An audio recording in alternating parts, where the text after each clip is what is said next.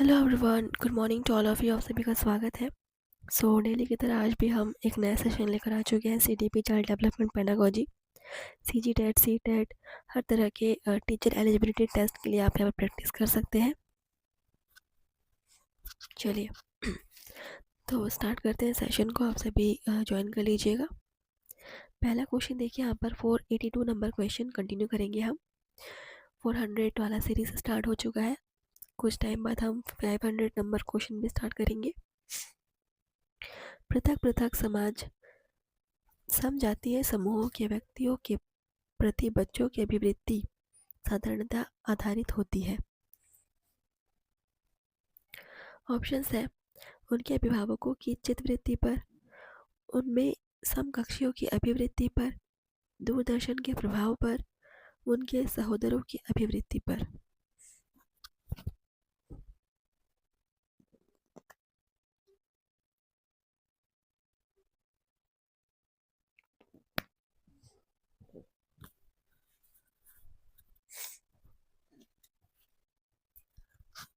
पढ़िए क्वेश्चन, समझिए और आंसर कीजिए।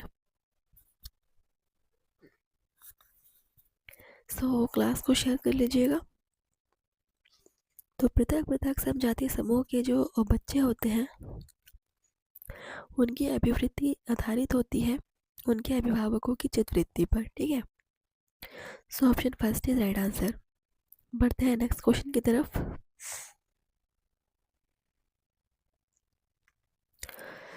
483 नंबर क्वेश्चन देखिए।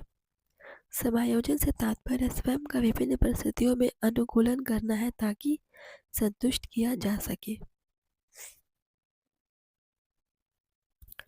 दूसरों को, प्रेरकों को, उद्देश्यों को, आवश्यकताओं को, किसको संतुष्ट किया जा सके।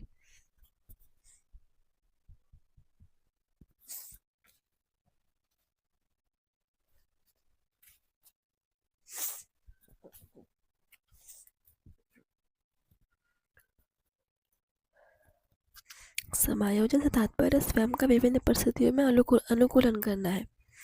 ठीक है, ताकि संतुष्ट किया जा सके आवश्यकताओं को। ऑप्शन डी इज करेक्ट, आवश्यकताओं को संतुष्टित किया जा सके। ठीक है, नेक्स्ट क्वेश्चन देखते हैं। 484 नंबर क्वेश्चन। बच्चों को अपने अध्ययन में प्रयास करने हेतु प्रोत्साहित करने के लिए शिक्षकों को डैश की आवश्यकता होती है। देखिए ऑप्शंस, बच्चों को नियंत्रण में रखने, अन्य बच्चों के साथ तुलना करना, बच्चे को प्रेरित करना, बच्चे को डांटना।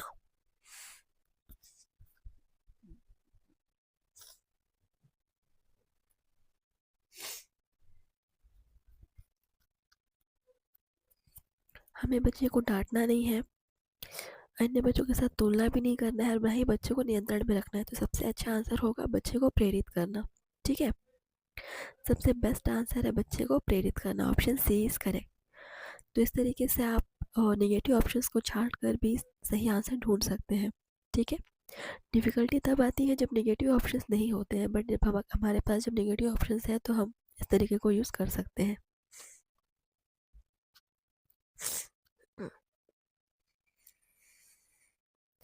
नेक्स्ट क्वेश्चन नंबर देखिए 485। विकास के संदर्भ में निम्न में से कौन सा कथन सत्य नहीं है।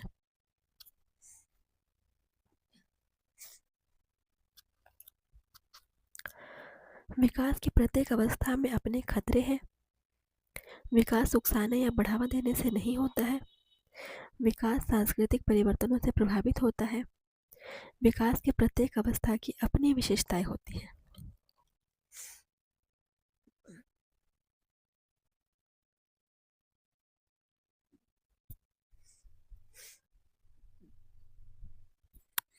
विकास के संदर्भ में कौन सा कथन सत्य नहीं है।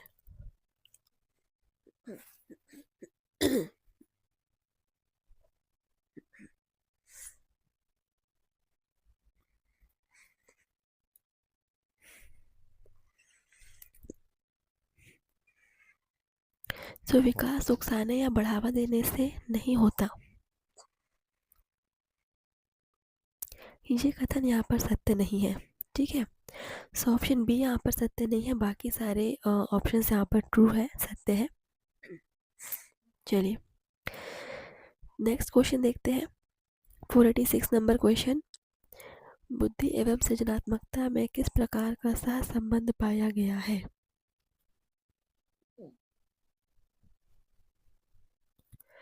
धनात्मक, ऋणात्मक, शून्य या सभी?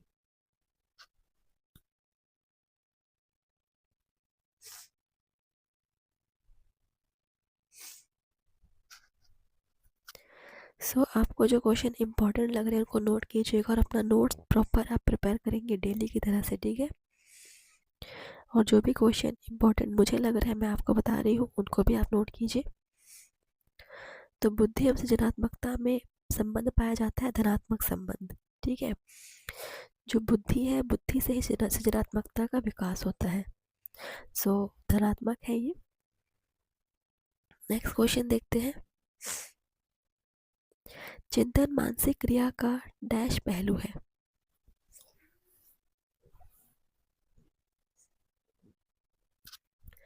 ज्ञानात्मक, भावात्मक, क्रियात्मक या इनमें से कोई नहीं?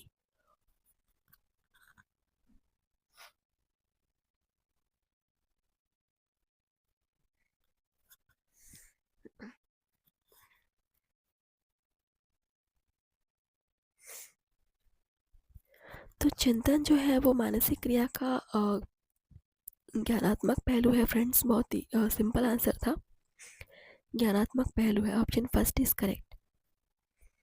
चाहे तो उसको नोट कर सकते हैं, वैसे तो बहुत सिंपल है। चलिए 488 नंबर क्वेश्चन देखिए। निम्नलिखित में से किस समूह के बच्चों को समायोजन की समस्या होती है? चलिए देखते हैं ऑप्शंस। औसत बुद्धि के बच्चे, मजदूर बच्चे, अध्ययनशील बच्चे, कुशाग्र बुद्धि के बच्चे। किनको समायोजन की समस्या होती है? तो किस टाइप के बच्चों को समायोजन की समस्या होगी? सोचिए और आंसर कीजिए।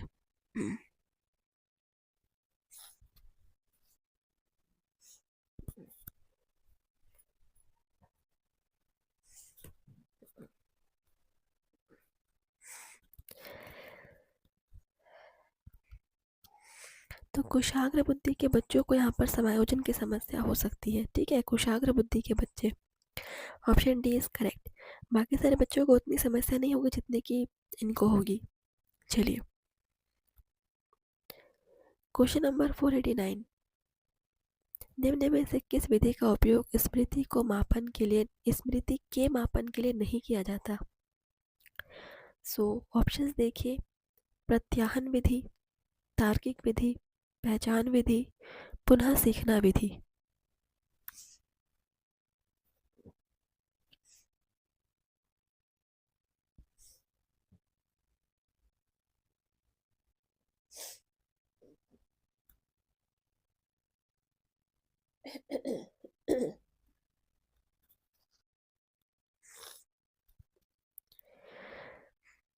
तो यहाँ पर तार्किक विधि का उपयोग स्मृति के मापन के लिए नहीं किया जाता, ठीक है? तार्किक विधि हो जाएगा। Option B is correct. तो चलिए आगे बढ़ते हैं।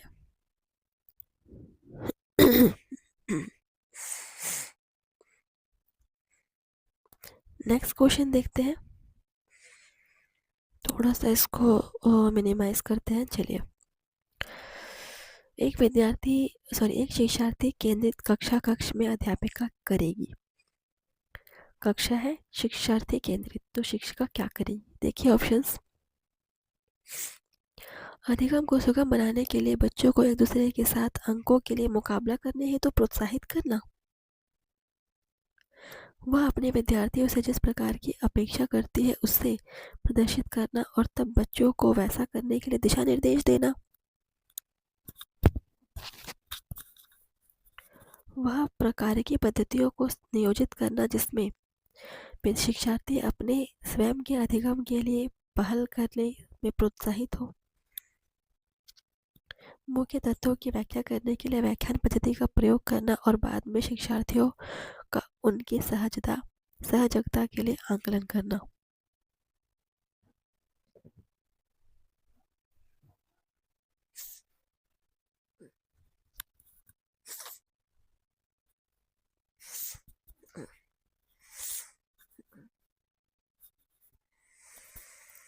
तो आपको यहाँ पर क्या बेस्ट ऑप्शन लग रहा है?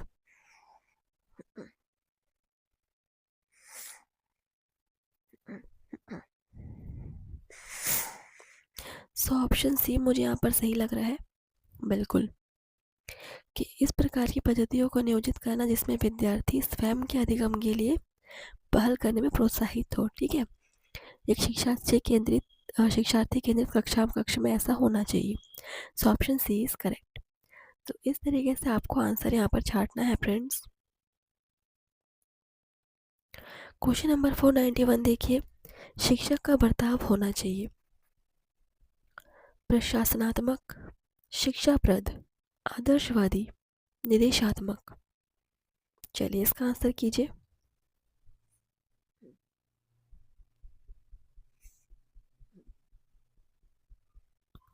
तो एज अ टीचर आपका जो व्यवहार है वो होना चाहिए आदर्शवादी। ठीक है, एक आइडियल व्यवहार आपका होना चाहिए, क्योंकि जो स्टूडेंट्स हैं, बच्चे हैं, विद्यार्थी हैं, वो अपने शिक्षक को देखकर ही सीखते हैं। ठीक है, तो आपका बर्ताव आदर्शवादी होना चाहिए। इसके बाद नेक्स्ट क्वेश्चन है आपका 492 नंबर क्वेश्चन। हम बढ़ रहे हैं अपने 500 प्लस क्वेश्चन सीरीज की तरफ। देखिए यहाँ पर क्वेश्चन क्या है, आकलन के बारे में निम्नलिखित कथनों में से कौन सा कथन सही है? सो कथन यहाँ पर दिए हुए, पढ़ते हैं इसको।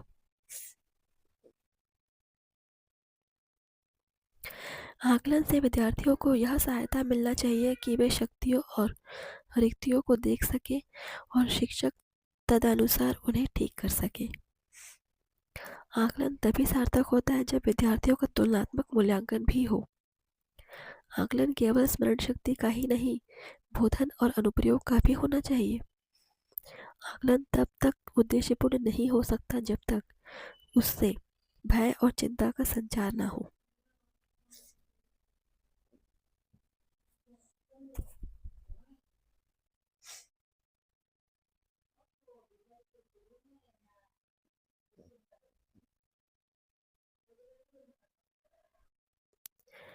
चलिए देखिए यहाँ पर कूट यहाँ पर दिए हुए कौन कौन से ऑप्शंस आपको सही लग रहे हैं।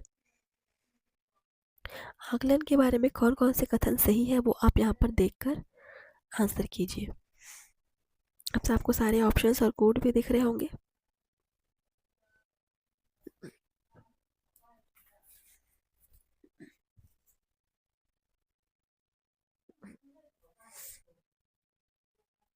चलिए सोच समझ के आंसर कीजिए। तो पहला ऑप्शन तो होना ही चाहिए। सो यहाँ पर बिल्कुल पहला और तीसरा आंसर, पहला और तीसरा यहाँ पर बिल्कुल सही हो जाएगा। ठीक है, चलिए पहला और तीसरा ऑप्शन फर्स्ट यहाँ पर सही हो जाएगा। चलिए देखते हैं अगला क्वेश्चन।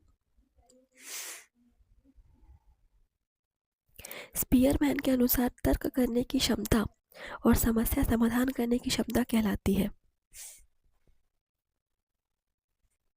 एक एस कारक, जी कारक, विशिष्ट बुद्धि, सांस्कृतिक बुद्धि।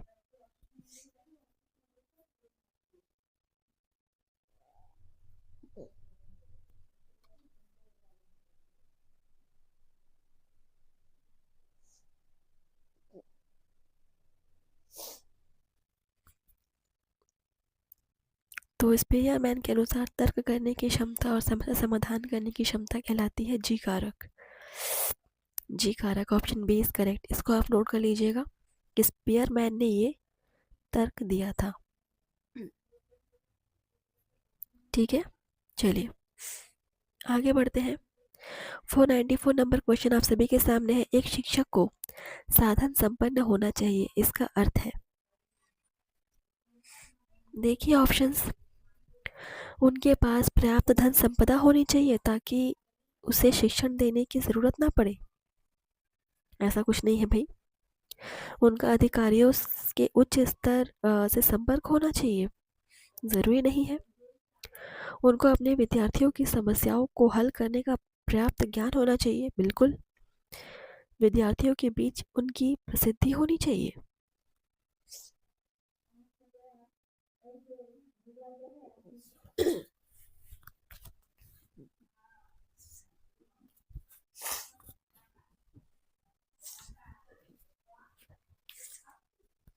एक शिक्षक को किस प्रकार का साधन संपन्न होना चाहिए? ऑप्शन सी यहाँ पर बिल्कुल सही हो जाएगा, बिल्कुल सही कहा है कि एक शिक्षार्थियों की समस्याओं को हल करने के लिए एक शिक्षक के पास पर्याप्त ज्ञान होना चाहिए, ठीक है, नॉलेज उसके पास भरपूर होनी चाहिए। चलिए, क्वेश्चन नंबर 495, विद्यालय में विद्यार्थियों को कैसे अभिप्रेरित करना उचित है?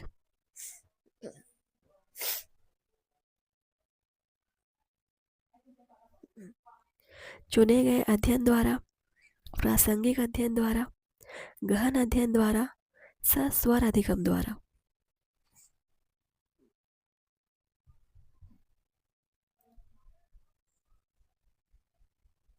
एज अ टीचर आपको विद्यार्थियों को कैसे अभिप्रेरित करना उचित है?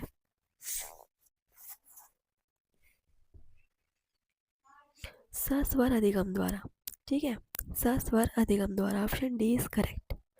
चलिए, आप इस क्वेश्चन को नोट कर लीजिएगा। बढ़ते हैं अगले क्वेश्चन की तरफ। और आप देख रहे हैं यहाँ पर हम अपने 400 का सीरीज खत्म करने जा रहे हैं। 496 नंबर क्वेश्चन, शिक्षा का उद्देश्य होना चाहिए।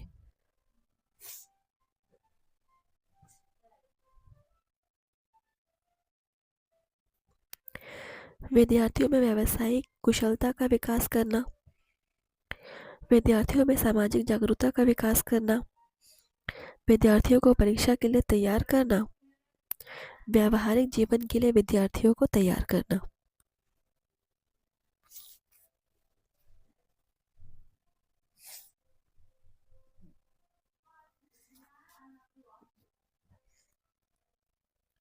एक बार और देखिए, शिक्षा का उद्देश्य कैसा होना चाहिए पूछा गया है।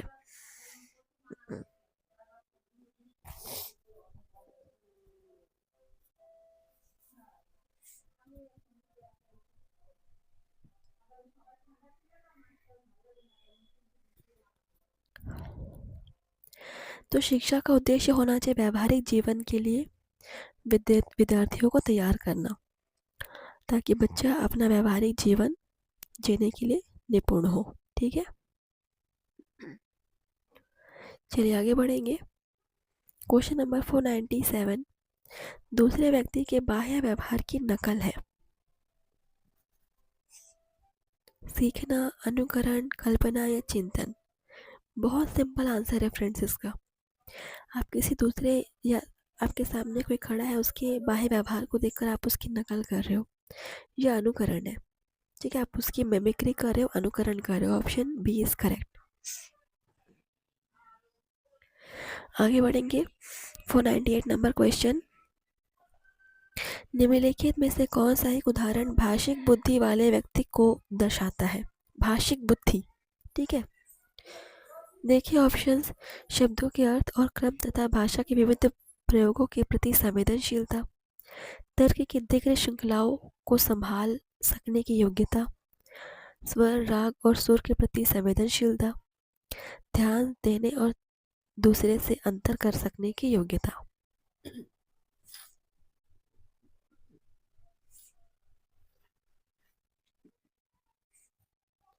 तो भाषिक बुद्धि को प्रदर्शित यहाँ पर सिर्फ एक ही करता है, वो है शब्दों के अर्थ और क्रम तथा भाषा के विविध प्रयोगों के प्रति संवेदनशीलता। बहुत ही क्लियर आंसर था। तो इस प्रकार के बहुत सारे बुद्धि के प्रकार हैं, उन सभी के एग्जाम्पल आपको इस तरीके से दिए जाएंगे। तो आपको पहचानना होगा व्यावहारिक बुद्धि, भाषिक बुद्धि, गतिक बुद्धि, संगीतमय बुद्धि, ठीक है। क्वेश्चन नंबर 499, बालकों के सीखने में प्रेरणा को किस रूप में उपयोगी माना जाता है? ऑप्शन है बालक की व्यक्तित्वता का आदर, पुरस्कार एवं दंड, प्रशंसा एवं भर्त्सना, उपयुक्त सभी। पढ़िए फिर से क्वेश्चन, बालक को सीखने में प्रेरणा को किस रूप में उपयोगी माना जाता है?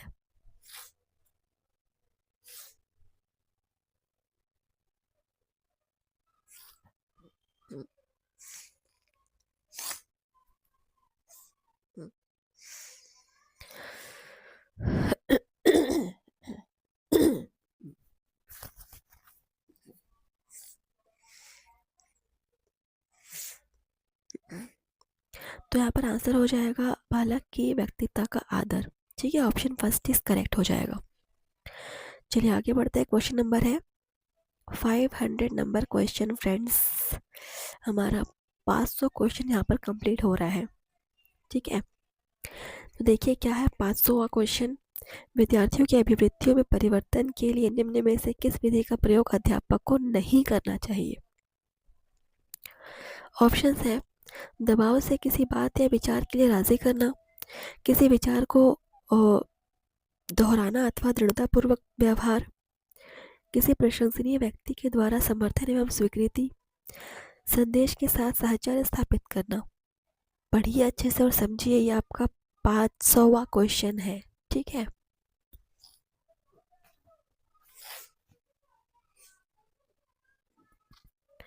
मुझे कमेंट्स करके बताएंगे किन किन लोगों ने 500 क्वेश्चन तक सॉल्व किया है, कंप्लीट 1 से लेकर 500 तक खत्म किया क्वेश्चन।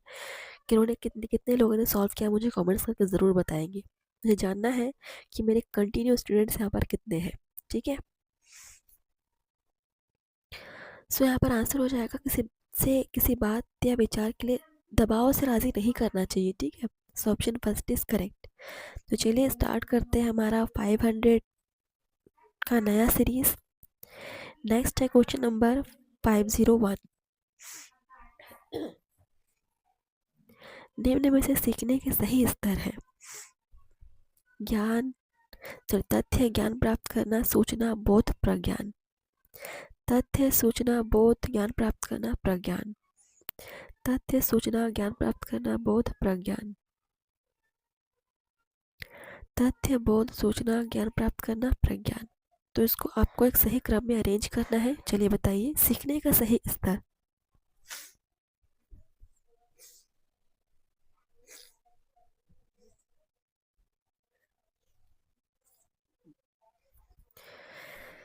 चलिए देखते हैं। तथ्य तो पहला आंसर आने ही वाला है।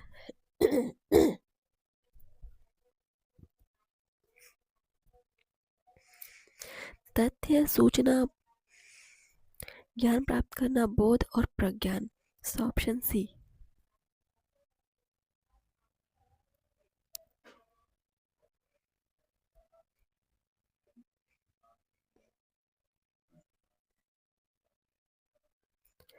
बिल्कुल सही आंसर हो जाएगा ऑप्शन सी। ओके, चलिए नेक्स्ट क्वेश्चन देखते हैं।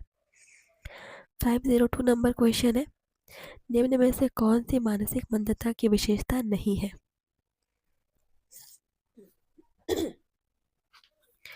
बुद्धि लब्धि का 25 से 70 के मध्य होना, धीमे गति से सीखना एवं दैनिक जीवन की प्रक्रियाओं के ना कर पाना, वातावरण के साथ अनुकूलन में कठिनाई, अंतर व्यक्तिक संबंधों का कमजोर होना। तो इनमें से कौन सी विशेषता मंदता की विशेषता नहीं है, मानसिक मंदता की विशेषता नहीं है?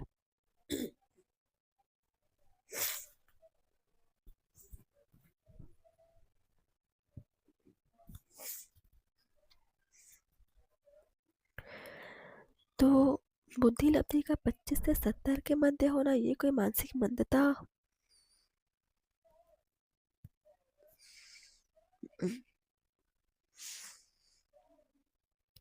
नहीं। एक्चुअल में यहाँ पर आंसर हो जाएगा आपका अंतर व्यक्तिक संबंधों का कमजोर होना। ये कोई मानसिक मंदता नहीं है। ठीक है, सो ऑप्शन डी यहाँ पर राइट आंसर होगा। ऑप्शन डी राइट आंसर होगा फ्रेंड्स। ठीक है, ऑप्शन डी। चलिए अगला क्वेश्चन 503 नंबर क्वेश्चन देखिए। विद्यार्थियों के अच्छे मानसिक स्वास्थ्य को बनाए रखने के लिए निम्न में से कौन सा तरीका अधिक महत्वपूर्ण है? सहशैक्षिक क्रियाओं का प्रावधान, रुचियों की भिन्नता, अभिव्यक्ति की स्वतंत्रता, अध्यापक की भूमिका एवं विद्यालय वातावरण।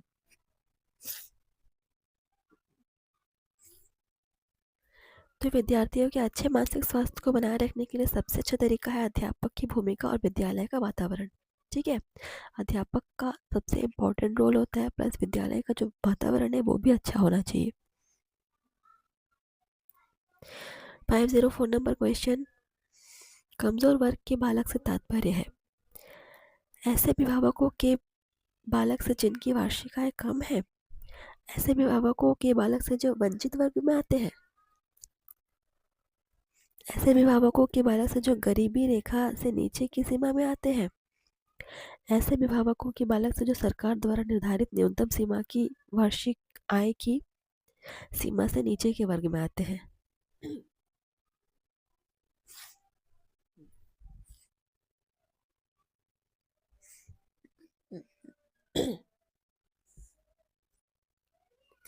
सो ये आंसर बहुत ही क्लियर है, ऑप्शन डी ही यहाँ पर सही होगा कि सरकार ने जो हमारा वार्षिक आय निर्धारित किया है उससे भी अगर कोई नीचे के वर्ग में है तो वो है कमजोर वर्ग के बालक, ठीक है, या उनके पेरेंट्स कमजोर वर्ग में आते हैं। So option D is correct.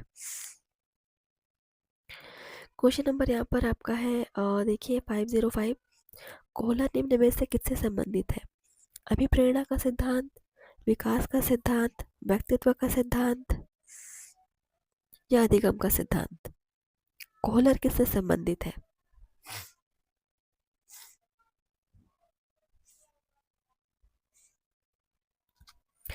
तो कोहलर संबंधित है अधिगम के सिद्धांत से, ठीक है। सो ऑप्शन डी ही यहाँ पर सही हो जाएगा, अधिगम का सिद्धांत कोहलर।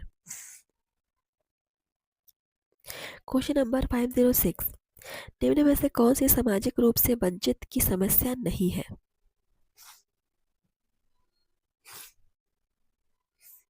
सीखने के लिए प्रेरणा का अभाव, सृजनशीलता को पोषित होने के अवसर नहीं मिलना, रहने के लिए स्वास्थ्य परिवेश, विद्यालय में पक्षतापूर्ण वातावरण का सामना करना।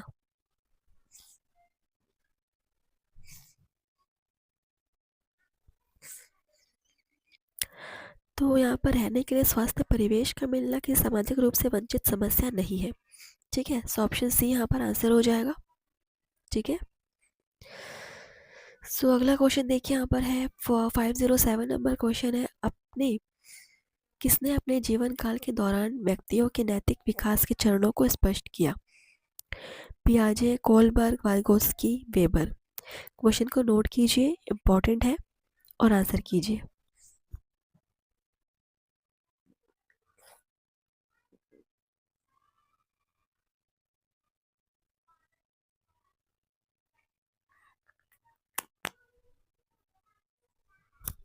तो यहाँ पर आंसर देखिए हो जाएगा कोलबर्ग, ठीक है। बिल्कुल ऑप्शन आपका बी सही है, नोट कर लीजिएगा। और अगला क्वेश्चन आप सभी के सामने है 508, निम्न में से कौन सा आयु वर्ग है जो बचपन श्रेणी के बाद में आता है? सो ऑप्शन है 18 से 24 साल, जन्म से 6 साल, 6 से 11 साल, 11 से 18 साल।